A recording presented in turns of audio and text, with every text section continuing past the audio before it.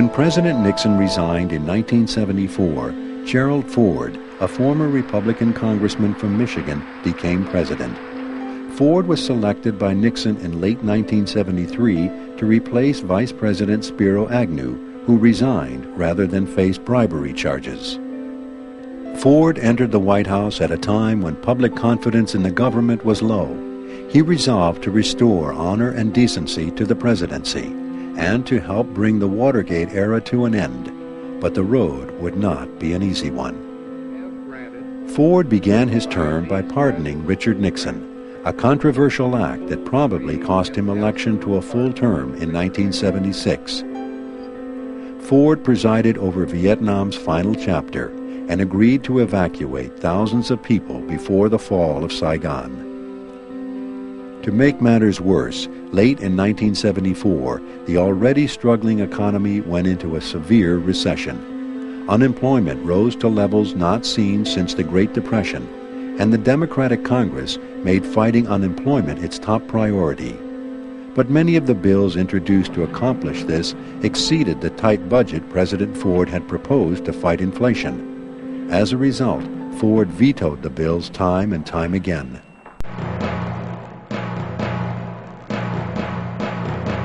Only 10 months after the Paris Peace Accords were signed, fighting in South Vietnam resumed.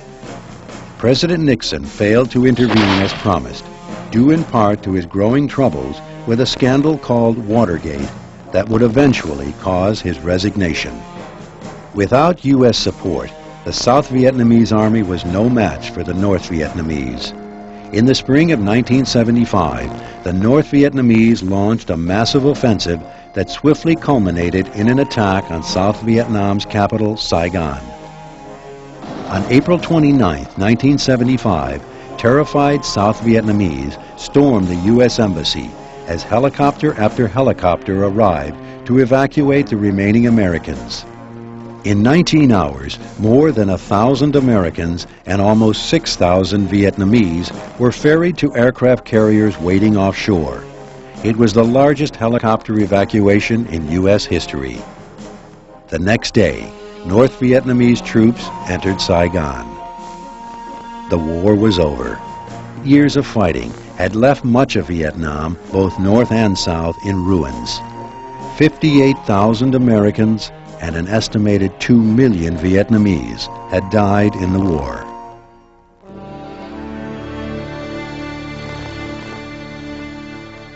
The effects of the Vietnam War on American society would be felt for years to come.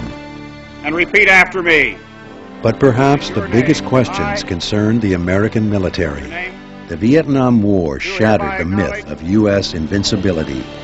It also made the general public more wary about future decisions to send American troops to fight other countries' wars. Anti-war demonstrations proved important in shaping U.S. military withdrawal. Some saw these protests as disloyal, a slap in the face of American soldiers fighting the war. Others viewed them as patriotic acts designed to make the nation face up to the consequences of its actions. As a result, the men and women who served in Vietnam returned to a bitterly divided nation that gave them a very different welcome from veterans of previous wars. There were few parades and almost no cheering crowds. Finally, in the early 1980s, Congress authorized the construction of a memorial honoring the 58,000 men and women who died in Vietnam. Opened in Washington, D.C. in 1982, the Vietnam Memorial annually attracts millions of visitors, some to pay tribute, others to remember the longest and most divisive war in U.S. history. After escorting the Nixons to their helicopter, Vice President Gerald Ford silently walked back inside the White House and took the oath of office. So help me God. My fellow Americans, our long national nightmare is over. Number 38, Gerald Ford, Republican, 1974 to 1977, 61 years old, from Michigan. As Jerry Ford stepped into the White House, he walked into a house of turmoil. Ford faced the still pending criminal indictment of Nixon, an America which felt betrayed by Washington, and a Congress eager to reclaim power they felt had been usurped. If anyone had the ability to heal the nation after Nixon's resignation, it was Jerry Ford.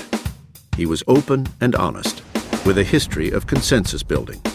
Our country sometimes has a magical ability of coming up with the right person for the time. And after Richard Nixon, you really needed a Gerald Ford. Gerald Ford was the most decent man I've known in the presidency. When he heard about the Nixon enemies list, he said, any man who has to keep a list in order to remember his enemies has got too many enemies. Right away, Ford became frustrated with his inability to preside over the business of the nation. Are you saying, sir, that the option of a pardon for former President Nixon is still an option? He was spending upwards of half his time dealing with issues relating to Watergate. So I make the final decision. They said at some point, we've got to cut this off. I've got to govern. We've got to deal with inflation. We've got to deal with Vietnam. We've got to deal with the Soviets. We've got big issues out here. So he said, I'm going to cut it off. Boom, I'm going to pardon him. I, Gerald R. Ford, do grant a full, free, and absolute pardon unto Richard Nixon.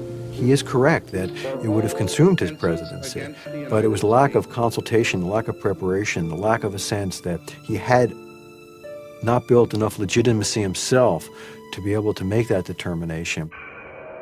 Compounding the fragile political situation, North Vietnam broke the peace accord and launched an offensive into South Vietnam. Ford requested military and economic aid to help the South Vietnamese, but Congress refused. Zilch. The Congress wouldn't give any more aid. They had had enough. The Congress, knowing nothing of the private commitments made between Kissinger and Nixon to President II, just pulled the plug on Vietnam and unleashed one of the great terrors of people seeking freedom. On April 19, 1975, Saigon fell to the communists. There's certain things that will be seared in our collective memories about presidencies. The helicopter from the Saigon embassy is one of those. We were evacuating, and people thought we would lose our credibility. People thought it would be the end of America's influence in the world. As much as Ford struggled to prevent that outcome, he didn't have the support of the nation behind him. Only with time has history been able to look back at Ford's presidency and see, without the emotion of Watergate, what he accomplished. I asked him what he wanted his legacy to be, and he said, what I really want is to leave my country better than I found it. And he did. In the 1976 election, Americans wanted to get Watergate and Vietnam behind them, and they would turn to a true Washington outsider as the next occupant of the White House. Constitution of the United States. Soon after taking office, Gerald Ford pardoned President Nixon. Absolute pardon unto Richard Nixon. The Watergate scandal was finally over, but it forever changed the way many Americans felt about their government.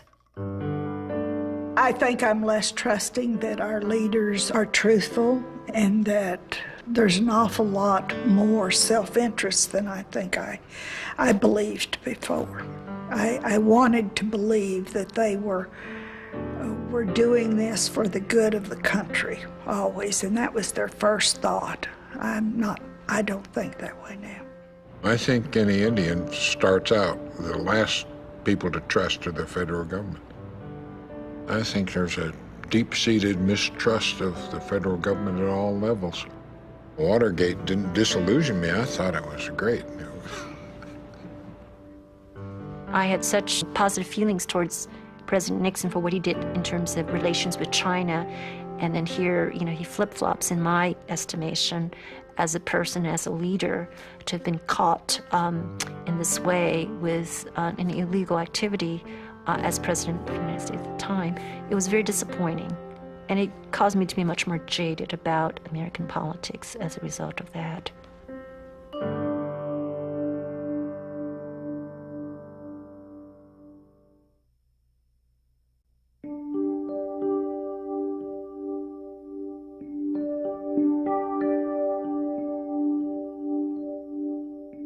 On January 23, 1973, Lyndon Baines Johnson died of a heart attack. Did 20th century liberalism die with him? If I have to choose, it strikes me that LBJ was right when he understood the costs of the great successes of civil rights being essentially the disintegration of the liberal coalition that had made those civil rights successes possible.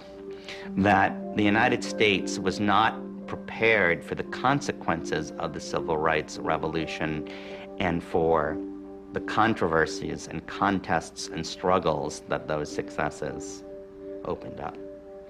More than anything else, it was anxieties about race that allowed Richard Nixon and his successors to peel off white working class voters from liberalism and liberal politics and assemble a new, more conservative coalition. In the long run, Nixon's resignation really skewed American politics, I think, right down to the present day. Because if he had stayed in office, in all likelihood, I think he would have been succeeded by another moderate Republican. But from Nixon's resignation forward, the extreme right of the Republican Party began to organize against what he represented. And they ended up then with their candidates in Reagan, in Bush Sr., and again in Bush Jr. So it's had a profound impact on American politics. But I don't think the extreme radical right dominating the Republican Party would have materialized if Nixon had completed his second term. But 76 wasn't indicative of that. We didn't know what was swirling here beneath the surface.